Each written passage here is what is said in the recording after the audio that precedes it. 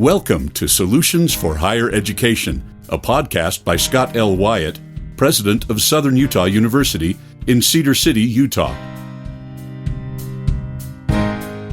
To subscribe to this podcast, please visit www.suu.edu/President's Podcast, where you will find both the audio and a written transcript for today's podcast. Hello again, everyone, and welcome to Solutions for Higher Education, a podcast featuring Scott L. Wyatt, president of Southern Utah University. Good morning, Scott. Good morning, Steve. It's good to see you as always, and today we have as an in-studio guest someone that we're very excited to talk about because we have a brand new relationship that we're looking forward to exploring with them. Why don't you go ahead and introduce him? We're happy to have Brennan Wood, president of Southwest Technical College, or Southwest Tech. It's kind of the way we talk about it. But welcome, Brennan. Thanks for joining us today. Thanks for having me. Glad to be here. So Southwest Tech and Southern Utah University are about as different as two institutions could be. Southwest Tech is, how would you describe Southwest Tech? Southwest Tech is a technical college, and a lot of people don't know what the word technical really means when it comes to education, but it's the hands-on, it's the trades, it's really, we call the boots on the ground types of careers in the community, such as culinary arts, a chef, being a mechanic at an automotive shop, a truck driver, or a number of positions in health professions. Don't offer credit, college credit. No credit. Our accrediting body is the Council on Occupational Education. We're a seat-hour institution, and we offer credentials, so industry certificates. Yeah, and then Southern Utah University is a selective master's, regional comprehensive master's university with programs that include philosophy and anthropology. But we do have some technical kind of programs. Clearly, we've got things like aviation and flight program and those kinds of things. But we're two organizations that are very different. But we have one thing in common, and that is that we're 6 blocks from each other. We're in the same relatively small zip code community, same zip code. We have completely different governing structures. We report up through different governing bodies. But we've decided that we're going to try to find a way to, without changing governance, without changing our institutions, finding a way to get married. So those who register at Southwest Tech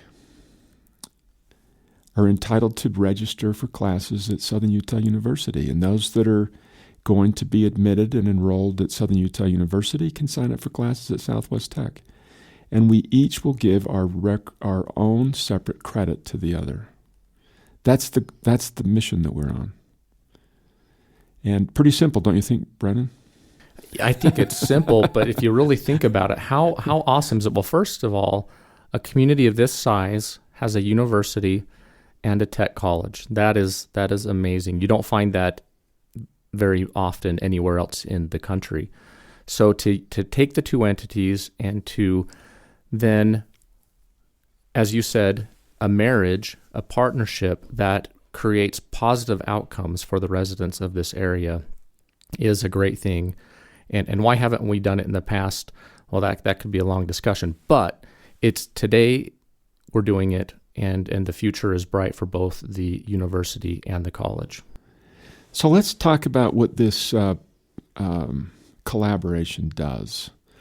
One, we've already mentioned that if you're enrolled to go to one school, you can go to the other.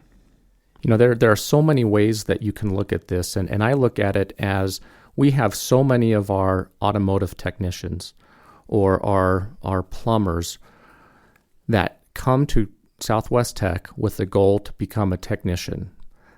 Then they ask us, well, I want to own my own business. What is the next step?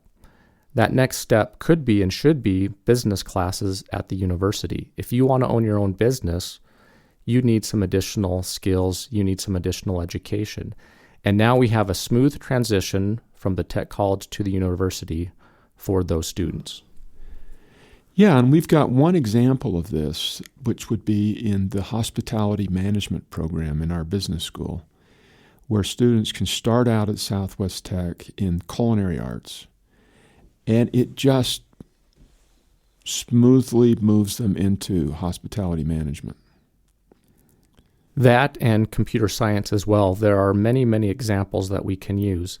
But the goal is for students both at the university and the tech college to have a skill set so that they can enter the workforce and be confident in their abilities. And even engineers could take advantage of welding classes or industrial maintenance. Business students could take advantage of 3D printing or CNC machining.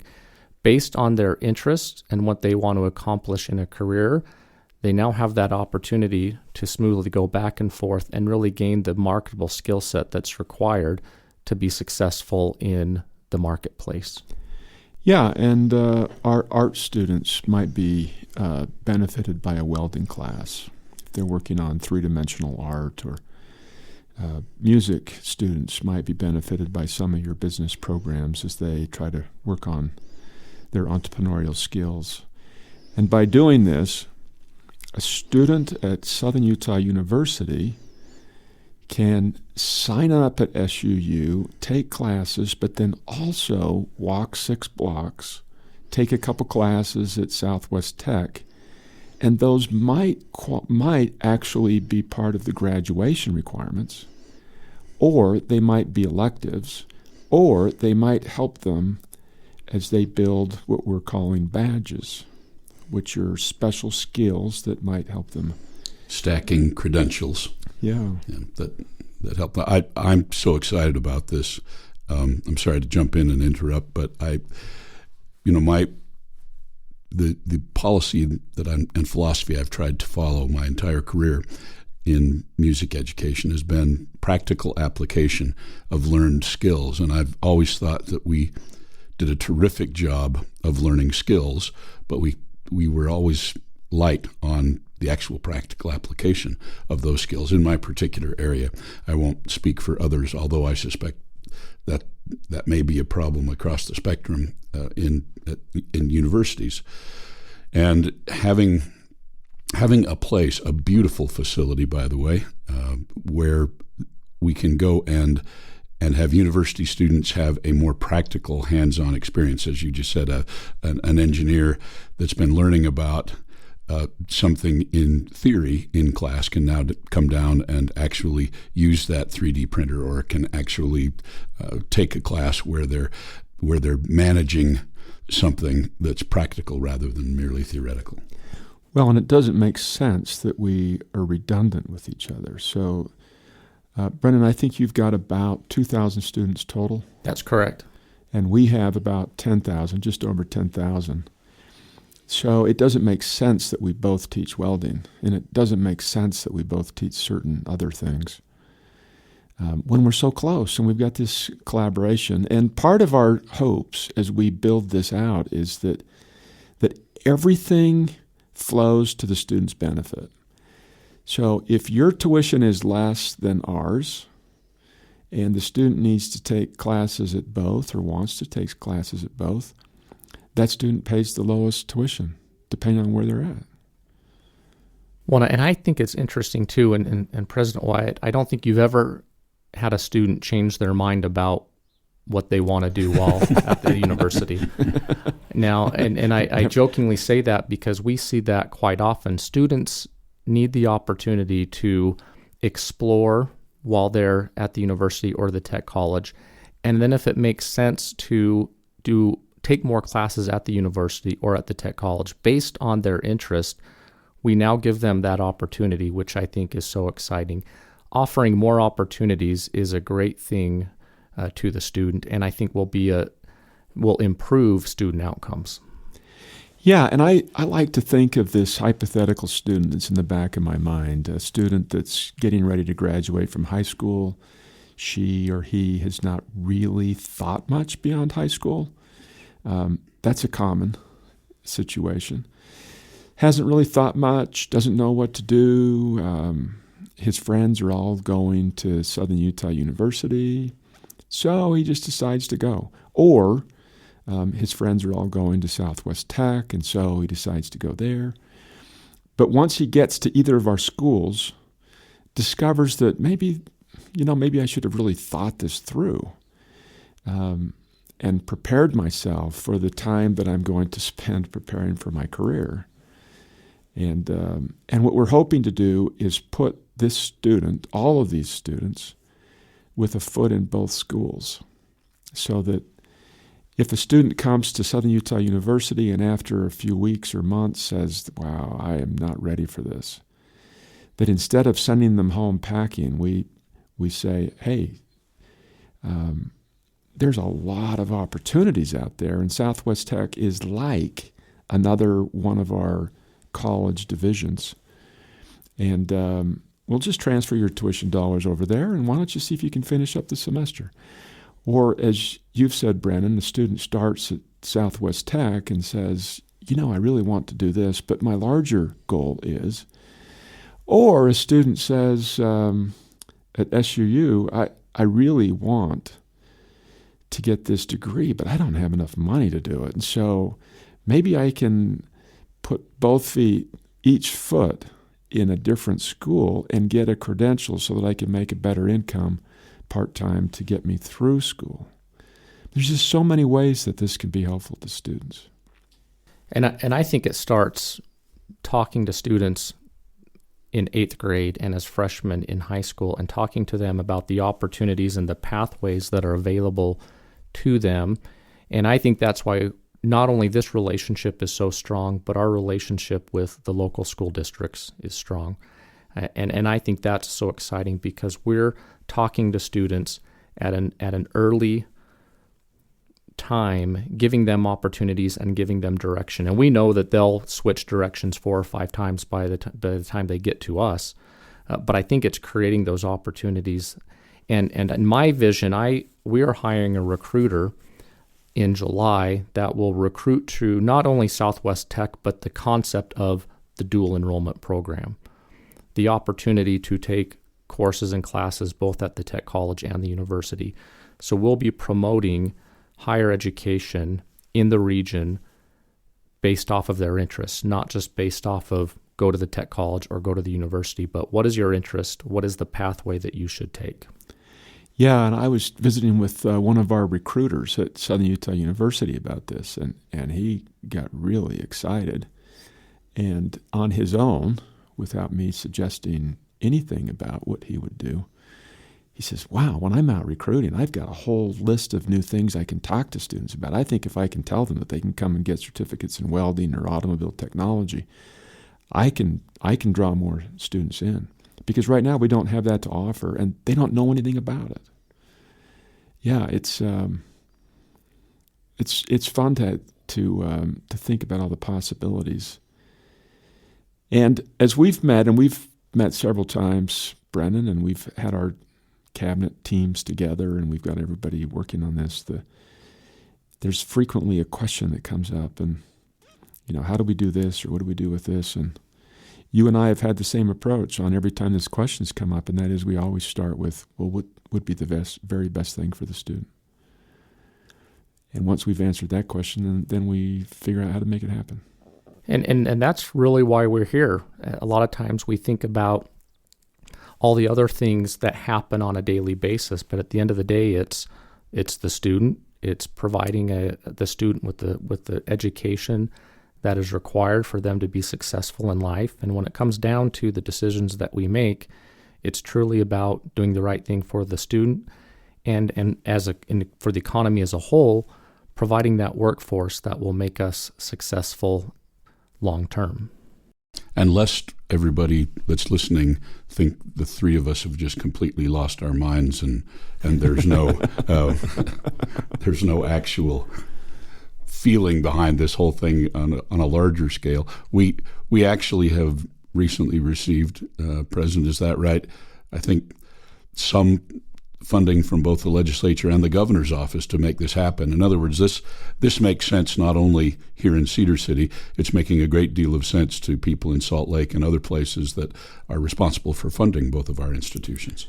Brennan, you pitched this to the legislature during our recent session, and the outcome was? We received an additional $200,000 of ongoing funding to help the tech college with this process.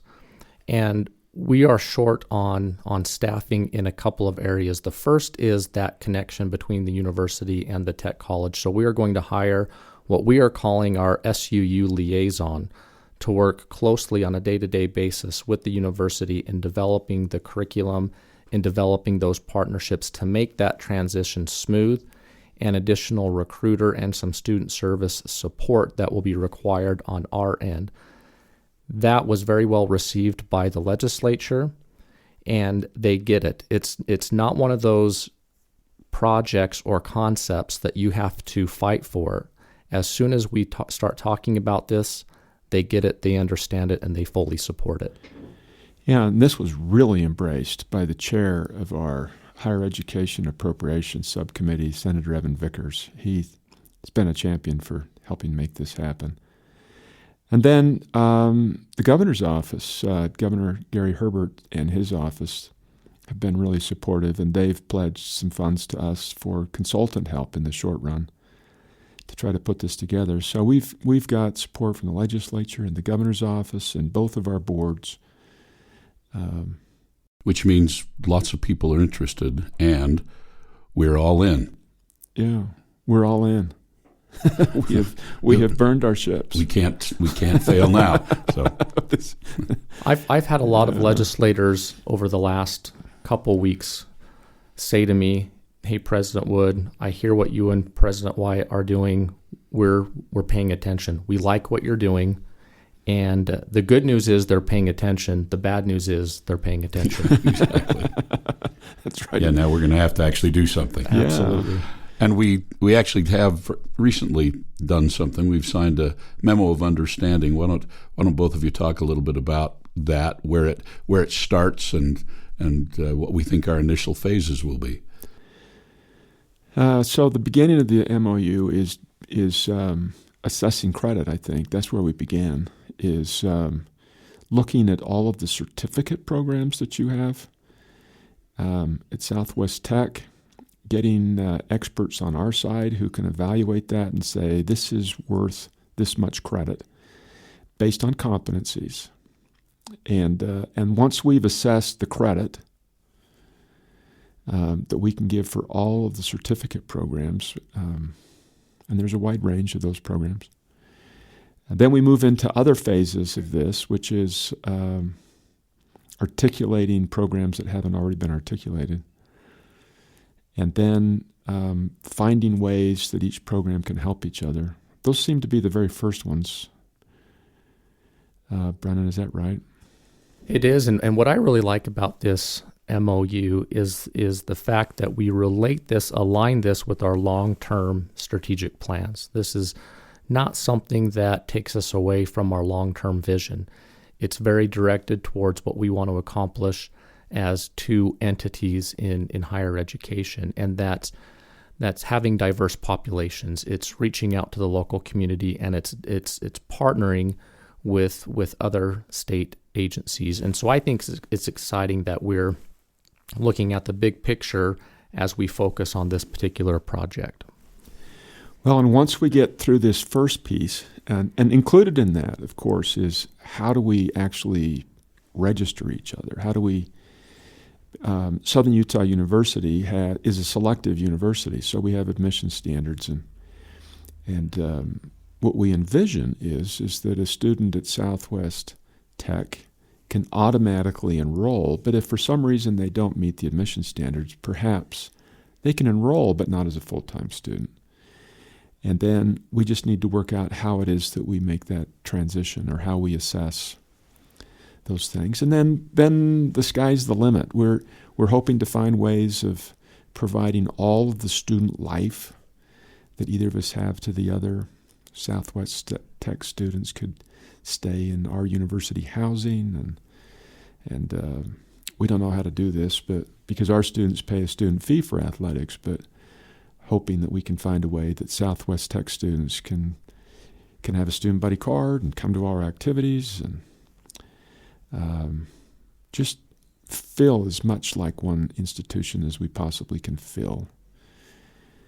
And then there may be other opportunities. I used to work with cities and counties, and it was interesting how they would all cooperate, and they would have interlocal agreements where the cities would do things together administratively. And we may find, as we get all of these first pieces done, that we may find some administrative things that we could cooperate with. I use as an example internal auditing.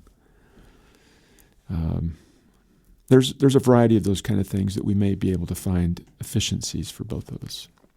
Those are out there little ways, but the MOU contemplates everything from the beginning to where we might find ourselves long term. And it was an exciting day to put pen to paper and actually see this thing start to take off. Yeah. The signing ceremony included the governor's chief of staff and the chair of our higher ed appropriations committee and trustees from both of our schools. Commissioner, it was a good day, wasn't it, Brennan? It was an exciting day. It's one of those days where you go home and you just sit down and you take a deep breath and you say, that was a good day. We accomplished something that was exciting. And then my wife reminded me, now that was the kickoff event. That means the work just starts. Is that right? And I said, absolutely. Now we have to get really right into this and start the work. But I'm excited about it. This has been a great time for the Tech College and a great time, I think, for the community as a whole. Brennan and our wives are both smarter than we are. Of course, yes. But I'll add to something here, and that is I think this is a fundamental issue, and that is that half the work is deciding to do it. And there is, in our state and in the nation, there is considerable competition between institutions, competition between the different structures. The technology schools and the universities in Utah have not always gotten along great. So what we've done so far seems to me in some respects to be half the work. To just commit and to get in the same room and be so enthusiastically together on this, that seems like that's a hurdle that we've surpassed. And I like that thought that half the work is done. I think that's a great way to look at this. And I do agree with you that it's really the best interest of the student that we work together. It makes perfect sense that we build and use our strengths as two individual systems. And I think it only improves our status as a university and a tech college. You have an EMT course, don't you? Yes, EMT and EMT Advanced. I was talking to a student the other day and about this project, and she said to me that her friends come over to Southwest Tech and take the EMT program. And I says, well, if you decide to do this next year, you can probably get college credit as an elective. Or if you're pursuing something in allied health, it might actually be something you could do towards your degree. Or maybe it would fit into something in general education. We don't really know, do we? It's so fun to have these questions. Well, it is. And, sometimes when we are working on this podcast, which we call Solutions for Higher Education, it's sometimes a little bit of a stretch for us to pull back into what our solution actually was for the day. But this whole discussion is a solution for higher education. The getting out of our silos, the ideas that rather than being competitive, particularly to entities in a small town, that they can pool their resources and do what is best for students who are certainly at that tipping point in their lives where they're trying to decide exactly what they'd like to pursue next. That's the whole reason all of us got into this business, I think, is this kind of working together and cooperation. It's just sad that it's so rare, but it's very exciting that we're undertaking it. Brennan, you used to be an economic development director. That's right. If you were to go back a bunch of years to the time that you were local government economic development director in this community, What's your sense of this program? I think employers will love this concept. When they look for an expansion project, they're looking into a market, typically their number one concern is, where is the workforce coming from? Where is that skill set? And if you don't have it, how do you produce that skill set? And if they see the tech college and the university working together to develop that skill set for industry, we've addressed their number one concern as an expanding company. And this is true across the country. Employers are looking for the future workforce and that future skill set. And this relationship, this memorandum of understanding, really aligns how we want to accomplish developing that workforce of the future. So I would be, as economic development director, as a former director, very excited about this concept. We want our students to have several things. We want them to have specific skills that help them with what they're doing. And we also want them to have the soft skills such as written communication, oral communication, problem solving, critical thinking. I remember being out at a mine and having the HR director say to me, what we really want is somebody that can weld, but they've got to be able to read our manuals. And that means we really want them to take chemistry, and we really want them to have experience reading difficult things. I think that this collaboration that we're doing is going to have unlimited benefits. Things that we haven't quite yet imagined are going to come out of this. And it might be helpful to those listening who don't know, we are in Cedar City, Utah, and there are about 30,000 residents of Cedar City. And Cedar City fits within Iron County, which is a rural county, and there are about 50,000 residents in Iron County. So we're in a relatively rural place, depending on from what city you were born. We're a big city for some of our students, but we're a rural place. Any last thoughts? I just think that this is a great partnership, and the fruits of this partnership will be long-lasting. And it not only drives the local economy, but it drives student outcomes. And it's a great thing, and I'm just excited to be a part of it, and I appreciate the university in being so open and having these conversations. And, of course, thank you for having me today to talk about this great and exciting project. You've been listening to Solutions for Higher Education, a podcast featuring Scott Wyatt, president of Southern Utah University.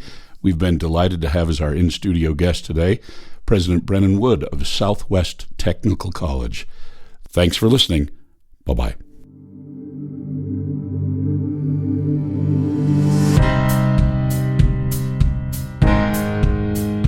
Thanks for listening to Solutions for Higher Education. To subscribe to this podcast, please visit www.suu.edu/President's Podcast, where you will find both the audio and a written transcript of today's podcast. The original music for this podcast was composed by Jack Barton, a master's degree student in music technology at SUU. For more information about Southern Utah University, please visit www.suu.edu.